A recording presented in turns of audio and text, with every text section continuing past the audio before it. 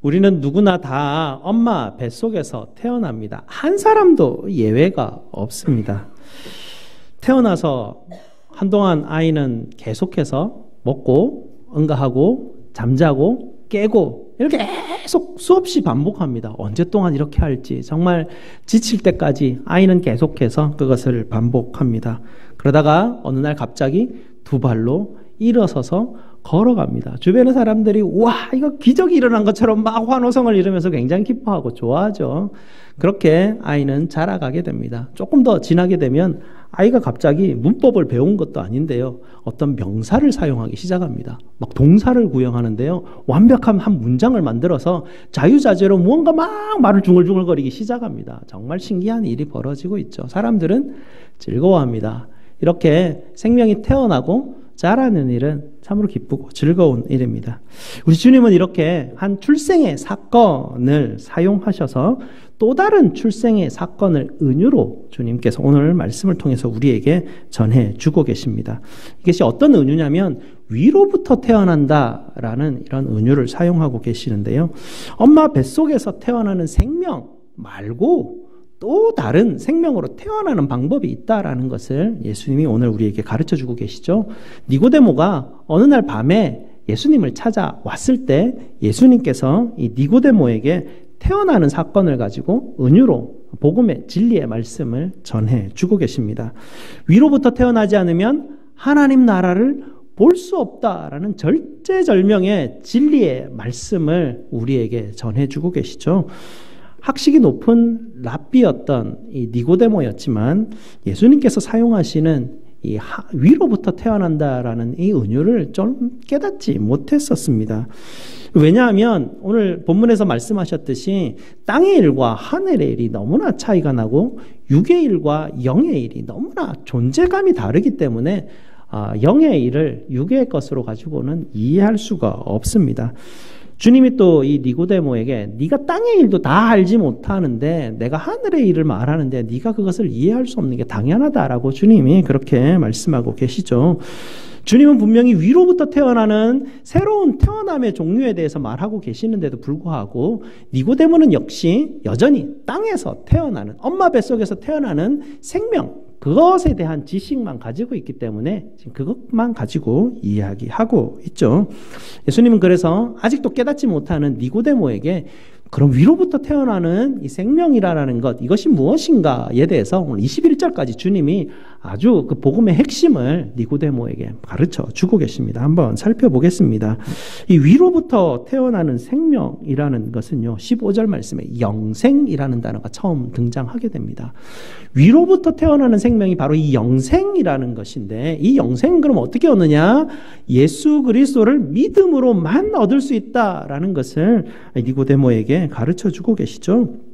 하지만 니고데모는 이 위로부터 태어나는 생명, 이 영생이라는 것에 대해서 잘 알지 못하고 이 영생을 지금 전하는 사람이 누구인지 본문 말씀에서 예수님이 인자라고 말씀하시면서 본인을 가르치셔서 나는 하늘로부터 내려온 자이고 하늘로 올라간 유일한 자다라고 주님께서 말씀하시면서 하나님이 보내신 자, 하늘에 있는 그 일들을 하나님 나라의 일을 증언하는 그 증언하는 자의 말을 믿는 자, 그 믿음을 통해서 영생은 얻어진다라고 주님께서 말씀하셨습니다. 하지만 이 예수님께서 증언하신 이 증언을 11절 말씀해 보면 이 니고데모는 그 증언을 받을 수 없었던 것 같습니다. 위로부터 태어나는 이 생명에 대한 이해도가 별로 없었습니다. 아마 이 땅의 것에 대한 지식을 가지고 자꾸 무언가를 해석하려고 하니까 하나님께서 주시는 하늘의 생명에 대해서 이해도가 굉장히 떨어지고 있는 것 같습니다. 니고데모는 아마 땅에 있는 것을 가지고 땅의 생명은 아마 이런 것일 거야 라는 아마 그 기대감을 가지고 생각을 했었을 텐데요. 아마 하나님이 이 땅 가운데 오셔서 구원을 베푸신다면 정말 이런 구원의 모습이 아닐까라고 니고데모가 생각하였지만 예수님이 주시는 것과 굉장히 많이 달랐던 것 같습니다. 않습니다. 아마 니고데모라면 이렇게 생각했을 수 있습니다. 예수님이 오셔서 돌로 떡을 만드시는 분이신데 예수님이 이 돌로 떡을 많이 만드셔서 이 땅 가운데 굶주리고 배고파서 정말 허덕이고 있는 사람들, 그 사람들을 주님께서 다 구원하시는 그런 어떤 사역들을 하셨으면 정말 사람들을 구원하고 사람들이 좋아라 하고 예수님을 추종하고 주님을 믿었을 텐데 왜 그렇게는 하지 않으셨을까? 아마 니고데모는 또 이렇게 생각할 수도 있습니다. 요즘도 굉장히 유명한 가수들은 큰 경기장들 속에서 군중 앞에서 공연을 하고 이런 모습들을 보게 되는데요. 당시에도 유대 지역에 이 헤롯이 7개의 경기장을 지어놓고 있었습니다. 그 경기장에 사람들을 다 불러 모아서 그 경기장마다 다니시면서 예수님께서 정말 기적과 같은 어떤 그 신비한 서커스들을 막 일으키셨으면 사람들이 예수를 막 환호하면서 정말 신비한 능력자가 나타났다라고 예수를 따르지 않았을까? 근데 왜 그런 방법을 취하지 않으셨을까?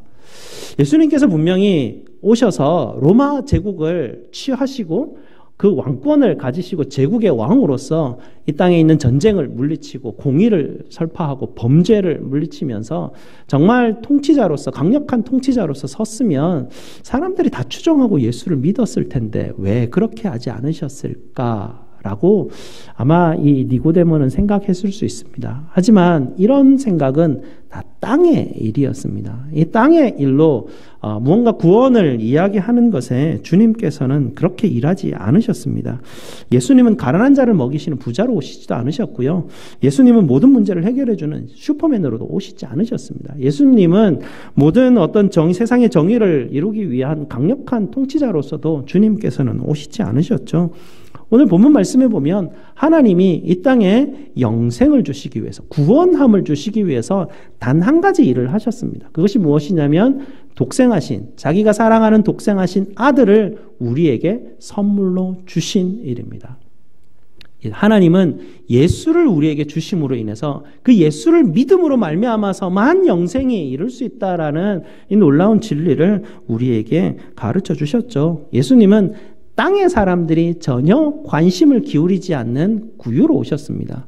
그리고 주님께서는 땅의 사람들이 전혀 관심을 기울이지 않는 가난한 사람들, 병든 사람들, 고통받는 사람들, 버림받는 사람들, 그런 사람들과 항상 같이 하셨습니다. 높은 자리에 계신 분들이 아니라 우리와 같은 그냥 그저 평범한 사람들과 주님께서는 함께 하셨습니다. 하늘에서 오신 그 예수 그리스도를 믿는 일, 오직 그 한 길만이 영생의 길이다라고 주님께서 가르쳐 주셨습니다. 근데 우리는 참 예수님께 관심 기울이는 게 쉽지가 않은 것 같습니다. 지난주 우리가 부활주일을 지났지 않습니까? 부활절 우리가 막 아침부터 새벽부터 얼마나 막 열심히 우리가 막 정말 봉사하고 열심히 하셨습니까? 여러분 열심히 하시면서 예수님 머릿속에 내가 예수님을 섬겨야지 이러고 여러분 하셨습니까? 우리의 관심이 어디 있었습니까? 여러분들이 이런 행사를 하고 절기를 지나가고 예배에 맞이하면서 또 예배를 기다리면서 여러분 마음 가운데 관심이 어디에 있습니까? 우리의 관심은요, 우리는 항상 늘 이 제사보다 제밥에 관심이 많다라고 뭔가 이렇게 주님이 주시는 예수를 믿는 그 믿음을 예수를 통해서 영생이 온다라고 하시는 이 말씀에 항상 듣기는 듣는데도 땅의 일에 관심이 많기 때문에 예수에 관심을 기울이는 게 아니라 제밥인 영생에 관심이 많습니다. 그래서 어떻게 하면 이 영생이라는 것은 인생에 풀지 못하는 어떤 해결점들을 풀어주는 것들이거든요. 우리가 생각하는 영생, 우리가 이해하는 영생은 아마 이런 영생일 수 있습니다. 여러분이 원하는 영생은 무슨 영생입니까? 영원토록 정말 행복하게 정말 살아가는 것, 여러분이 원하는 영생 아닙니까? 여러분이 원하는 영생은 또 무엇입니까? 내가 이 땅에 죽고 나면 천국 가는 것, 그것이 여러분이 원하는 영생 아닙니까? 하지만 주님께서 여러분에게 예수 믿으면 주신다고 하는 이 영생은 무슨 영생이냐면 위로부터 태어나는 것입니다. 이게 무슨 말이냐면 엄마 뱃속에서 태어나는 생명과 질적으로 다른 또 다른 생명이라는 것이에요. 그래서 영생은요, 내가 영원토록 사는 게 아니에요. 영생이라는 것은 완전히 질적으로 다른 위로부터 태어나는 생명을 내가 예수를 믿음으로 얻는 것이에요. 그래서 영생은 내가 죽어서 천국 가는 것도 아니고요. 내가 영원토록 사는 것도 아니에요. 영생이라면 완전히 주님께서 말씀하시는 위로부터 오는 영으로 태어나는 하늘의 일인 그 일들을 받아서 지금도 내가 그 영생을 누리고 삶을 살아가는 것, 주님이 원하시는 것은 바로 그곳에 있는 것입니다. 이 위로부터 태어난다라는 것은 완전히 다른 생명의 존재인데요. 이 완전히 다른 생명의 존재를 얻기 위해서 어떻게 해야 되겠습니까? 내가 지금 가지고 있는 엄마 뱃속으로부터 태어난 이 생명에서부터 떠나는 것이 전제가 되어 있습니다. 여러분, 우리는 엄마 뱃속에서 태어나서 땅의 생명으로 지금까지 살아왔죠. 이것은 무슨 뜻이냐면 이 땅에 있는 가치관으로, 이 땅이 추구하고 있는 세계관을 가지고 이 땅의 문화와 이 땅의 어떤 그 습관들과 어떻게 하면 종교를 잘 믿을 수 있을 것인가, 어떻게 하면 신앙생활을 잘 할 수 있을 것인가에 대한 우리가 지금까지 익숙하게 알아왔던 그 육의 일이죠. 땅의 일입니다. 그 땅의 일에서 벗어나는 것이에요. 그걸 버리는 것들이에요. 그걸 버려야만 위로부터 태어나는 이 생명이 내게로 지금 들어와서 내가 그걸 누릴 수 있게 된다라는 이야기입니다.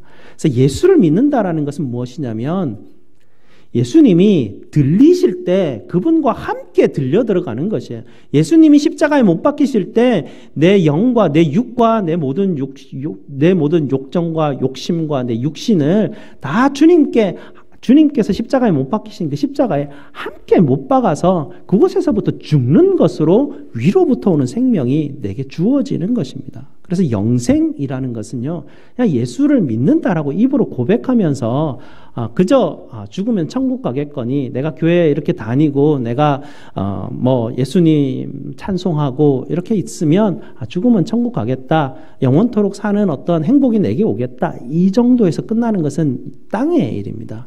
땅의 생명을 가지고는 니고데모와 같이 이렇게밖에 이해를 할 수가 없는 것이에요. 하지만 위로부터 오는 생명은 예수에게 있습니다. 잿밥에 있는 것이 아니라 예수에게 있습니다. 예수를 믿는 오직 한 길밖에 없어요.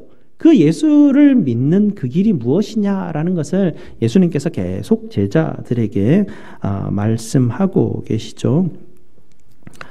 예수님을 믿는다라는 것은 내가 가진 믿음조차도 다 버려야 됩니다. 내 방식의 믿음은 여전히 나는 육의 사람이기 때문에요.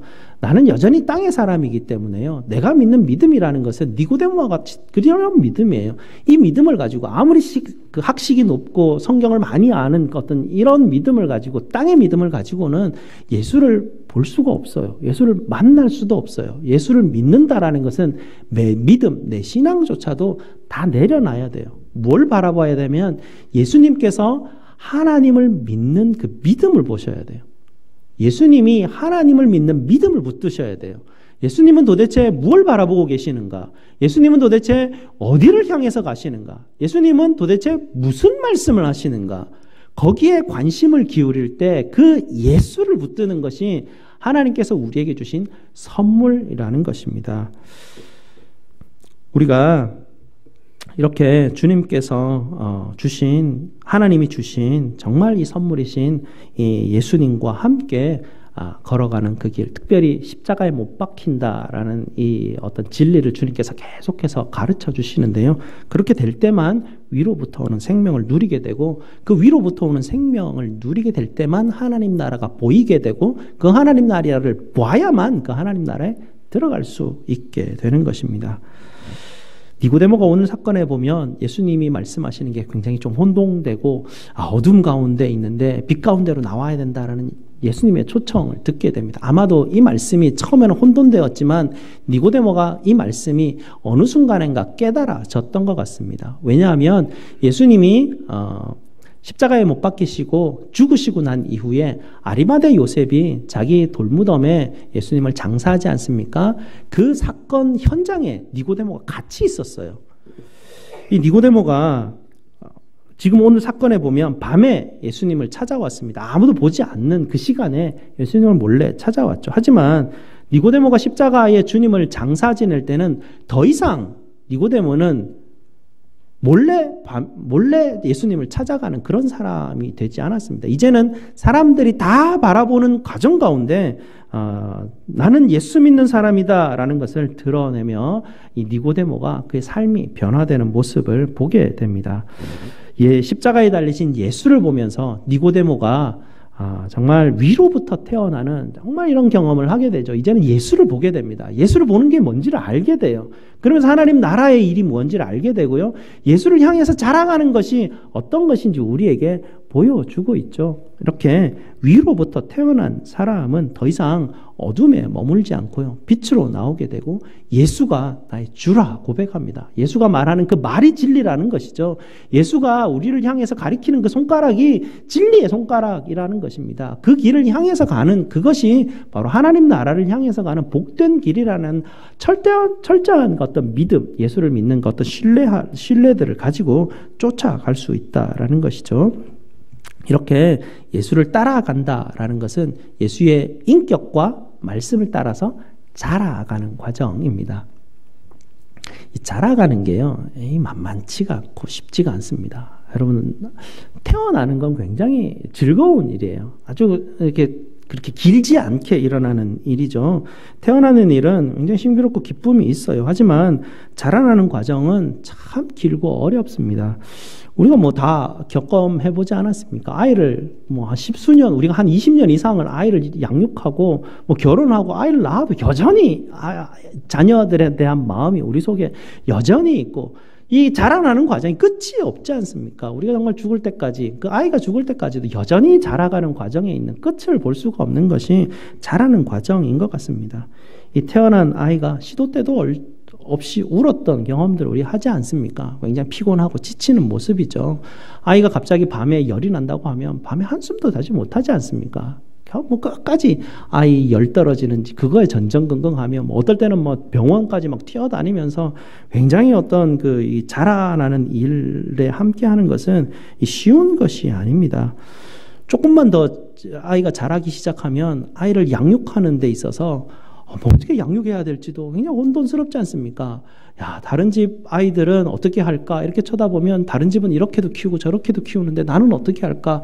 어떤 전문가는 이렇게 얘기하고 어떤 전문가는 저렇게 얘기하는데 도대체 어디를 해서 갈 바를 나가야 될지 자라가는 과정 가운데 아이를 양육하는 게 만만치 않고 쉽지만은 않습니다. 애들 TV를 1시간을 보게 할지 아니면 옆에 집처럼 그냥 마음대로 다 보게 할지 어디를 기준으로 두고 애들을 이렇게 해야 되는지 이런 것들조차도 참으로 어려운 일들이죠. 아이들이 사춘기를 접어들면서 부모들이 완전히 갈 길을 다 잃어버리는 경우도 있지 않습니까? 자라는 거는 이런 경험들을 다 통하면서 우리가 자라가는 것들이에요. 뭐 다 가다가 막 길을 막 잃어버려요. 뭐 어떨 땐 막 포기하고 싶기도 하고요. 아이들을 보면서도 이게 자라가는 것이 쉬운 게 아니다라는 것을 우리 모두는 알고 있습니다. 아이를 낳는 과정은 굉장히 이쁘다라는 것도 알고 있고요. 그래서 교회는요, 현대 교회들이 그래서 어떨 때는 보면 이 태어나는 것에 굉장히 관심이 많습니다. 전도하는데 굉장히 관심이 많아요. 이 태어나고 이 뭔가 이렇게 아이를 이렇게 잉태하는 어떤 그 부분은 굉장히 기쁘고 흥분이 되고 아주 좋은 일들이거든요. 하지만 자라가는 이 부분의 일은 끝이 보이지 않고요. 너무 어렵고요. 뭘 어떻게 해야 될지도 모르겠습니다. 그래서 현대 교회들은 이 아이 낳는 것에 오히려 집중을 하게 되고요.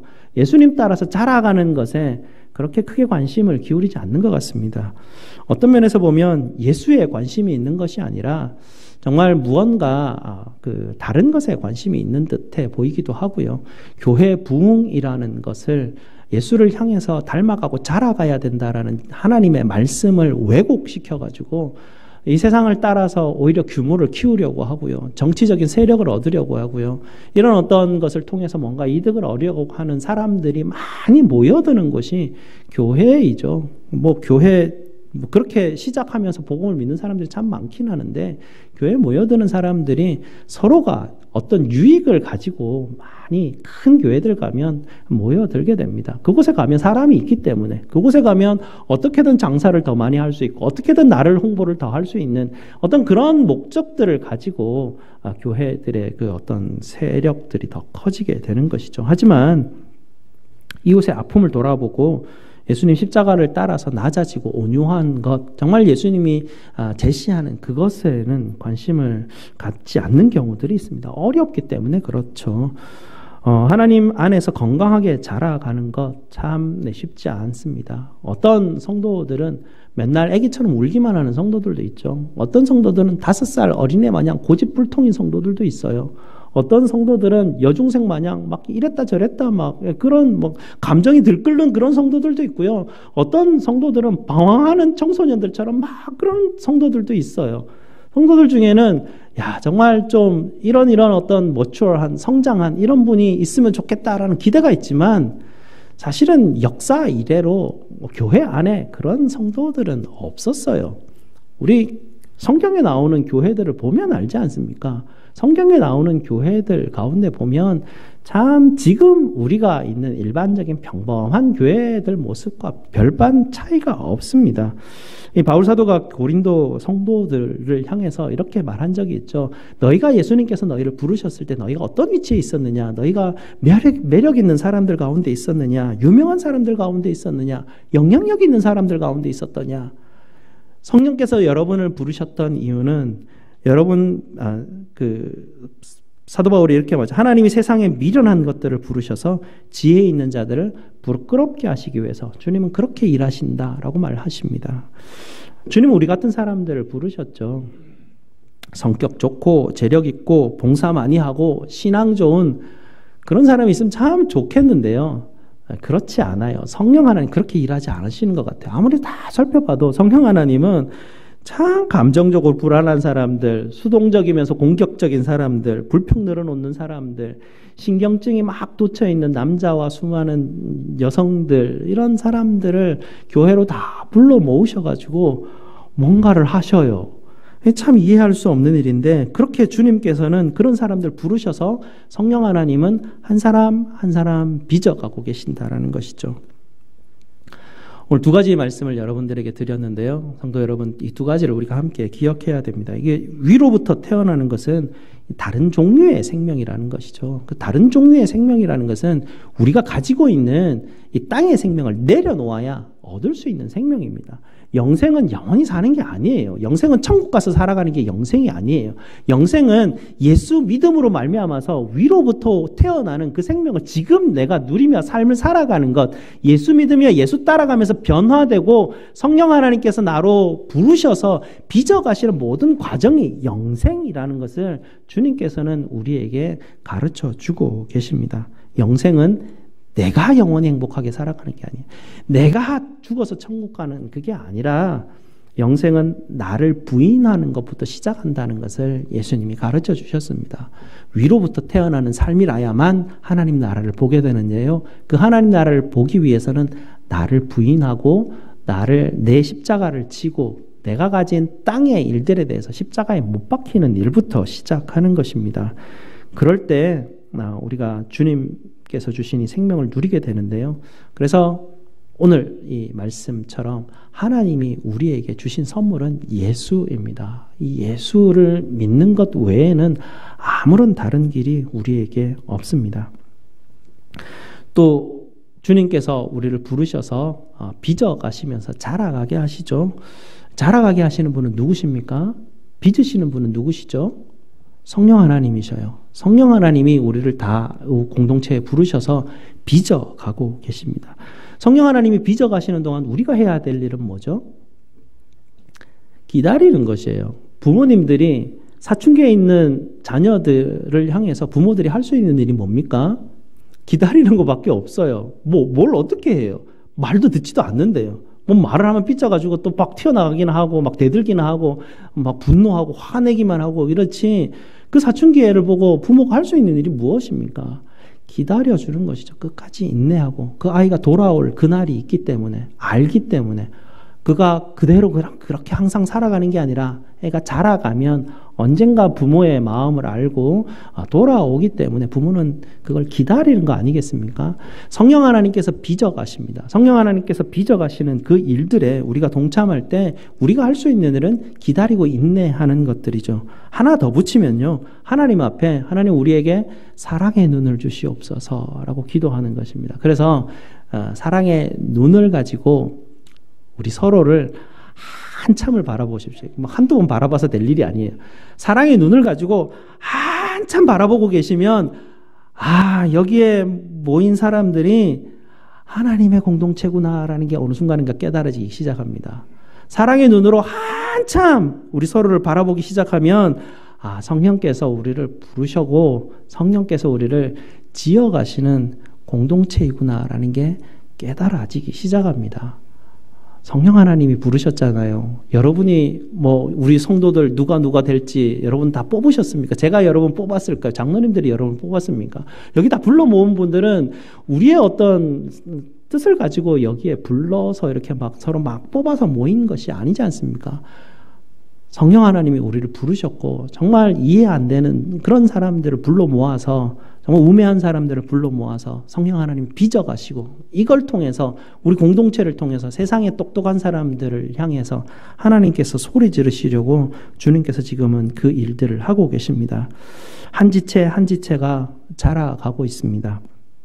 우리의 마음의 속도와 맞지 않는다고 여러분 마음에 조바심 느끼지 말고 옆에 있는 사람 닥달하지 마시기 바랍니다. 여러분은 어떤 사람은 성장해 있고 어떤 사람은 또 이렇게 자라가고 이제 깨어나가지고 이제 걷기도 하고 말하기도 하는 서로 다 다른 상태에 있죠. 다 다른 상태에 있기 때문에 야, 너 이렇게 해야 돼. 너 왜 이렇게 안 해? 신앙생활 왜 이렇게 많이 했는데 왜 이거밖에 되지 않아? 이렇게 닥달할 수 없는 거예요. 성령 하나님이 그 사람을 향해서 계속 지어가고 계시는 것이에요. 내가 할 일은 무엇입니까? 기다려주고 용납하고 받아주고 계속해서 안아주면서 기도해주는 일이 우리가 할 수 있는 일이고 해야 되는 일입니다. 불평하지 마시고 정말 기다려주시기 바랍니다. 특별히 힘드시거든 하나님 내게 사랑의 눈빛을 주시옵소서 하고 그 눈빛을 가지고 그 사람을 계속 주시하고 보십시오. 그러면 저 사람이 하나님 부르신 사람이구나 라는 게 그제서야 깨달아질 것이에요. 그럼 그분을 위해서 여러분이 마음 편하게 기쁨으로 기도해 줄 수 있습니다.